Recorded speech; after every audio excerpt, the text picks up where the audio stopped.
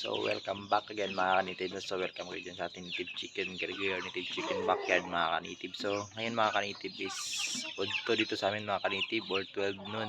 So ngayon mga kanitib is i-update ko kayo dahil hindi ako nakapag-vlog kaninang umaga. So ngayon tayo mag-vlog mga kanitib. So kakatapos ko lang kumain. So ngayon mga kanitib is nandito tayo ngayon sa ating mga alagang native chicken. So sa ngayon mga kanitib is meron tayo ditong dalawang manok mga kanitib no, na naglilimlim na. So i-update ko kayo mga kanitib. So ito siguro mga kanitib is mapipisa ito sa May line of 1 mga kanitib, mga nasa 15, May 15. Ay hindi, April 4 pala tayo ngayon.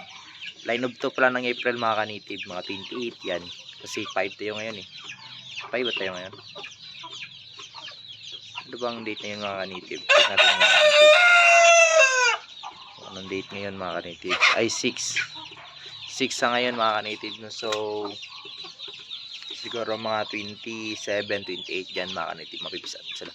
Dahil 21 days lang ito mga kanitib no? Yung mga native chicken natin naglilimlim is 21 days lang yan. So sa ngayon mga kanitib no is pakita ko sa inyo yung mga alaga ating mga native chicken.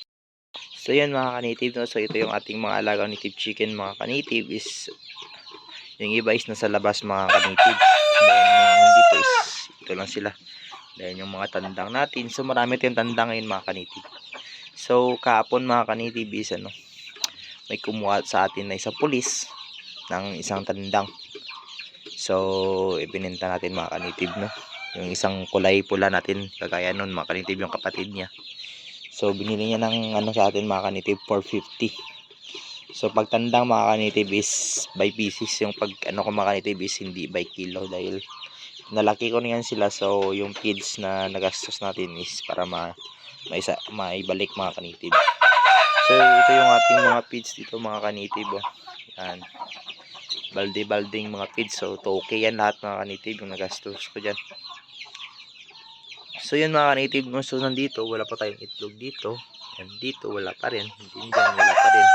So yun dito natin mga kanitib na pugadan is tinanggal muna natin mga kanitib. So yun ngayon mga kanitib, bakit nga napakalaga na mas maganda pag maliit na yung pugaran. So mga kanitib, pag-usapan natin tungkol sa pugaran mga kanitib. So mas maganda mga kanitib nung mga ganito lang kalaki yung pugaran nyo or ganito kalaki lang.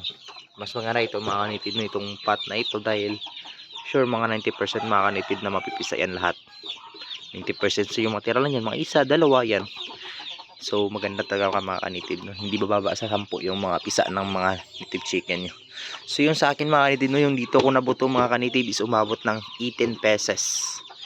18. So yun yung dito mga kanitib. Yan yung marami. So yun dito mga kanitib no, dahil mas mainitan sila malalo mga kanitib, hindi makasingaw din. Parang nasisirculate na yung init mga kanitib dito lang dahil maliit lang yung area. Kapag ganito kasi mga kanitib, mga ganito kalaki, pangit para sa akin mga kanitib no. Kaya pag nandito mga kanitib, pag dito yung naglilimlim yung mga native chicken ko is umabot na ng mga 11, yan 13, 8, yan 8 talaga yung pinakamababa ito mga kanitib, mapisa ng native chicken. Kaya ito yung isa mga kanitib yung bago natin limlim ng native chicken. So plano ko ngayon mga kanitib is mag-crossbreed tayo ng cobra mga kanitib. So ito yung gagawin nating breeding area mga kanitib. Actually breeding area natin ito mga kanitib. So ito na breeding area mga kanitib is wala pa tayo may napapisa dito. Dahil hindi naman tayo nagbe-breed, pero gawa nating breeding area yan kung meron tayong i-breed. So ito yung mga alaga natin mga kanitib. Yan yung ikinulong natin dahil sa init ng panahon mga kanitib. So yung tandang natin mga kanitib, ayan, yun doon, mayroon tayong dalawa doon mga kanitib. So may laman yan lahat. Ay dalawa lang pala, hindi lahat. Dahil yung isa yan nalagyan ng feeds. So ito mga kanitib, wala pa itong laman. So ipapakita ko sa inyo mga kanitib no, yung ating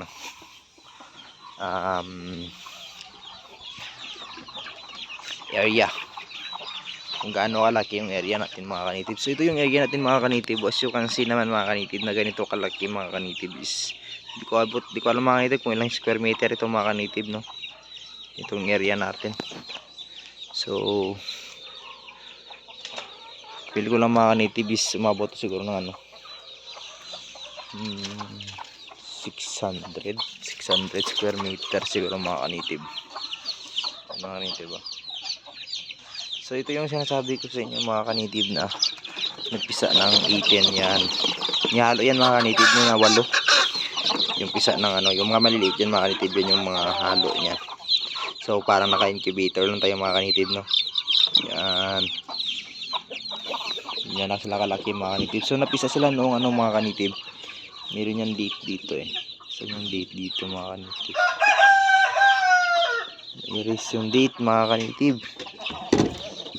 Ito na baliskad. Ito. Ito mga kanitib is February 26. So sa April 26 sila mag 1 month. So ngayon mga kanitib is nasa 10 days pa lang sila. Ito sila umabot ng 2 weeks, 10 days pa lang. Yung ating ano mga kanitib. Siguro nasira ito. Ito yung ating ano 50th batch mga kanitib. So sila is February 20. So ay hindi to yung date nila mga kanitib, dahil yung mas nauna ito. Ito yung February, mas nauna ito. Yun yung nandoon mga kanitib na natin transfer natin. So ito walang date sila mga kanitib. Walang date. Yan mga kanitib. So yung iba is nagkaroon ng paraisa mga kanitib, no, yung kalunggo. So okay lang yan mga kanitib, is mas maganda kapag mayroong kalunggo kaysa sa sipon na napaka-angit na ano yun, napaka sobrang sakit, mahirap gamutin. So sa mga kanitib, ito lang muna yung update sa ating mga alagang native chicken mga kanitib, no. So please subscribe my YouTube channel. So thank you mga kanitib sa sumuporta sa akin dyan. Umabot na tayo ng 92 subscribers. Maraming salamat sa sumusuporta sa Gregorio Native Chicken Backyard. So happy farming mga kanitib. Maraming salamat. It's Gregorio Native Chicken Backyard. Shoutout sa inyo lahat dyan.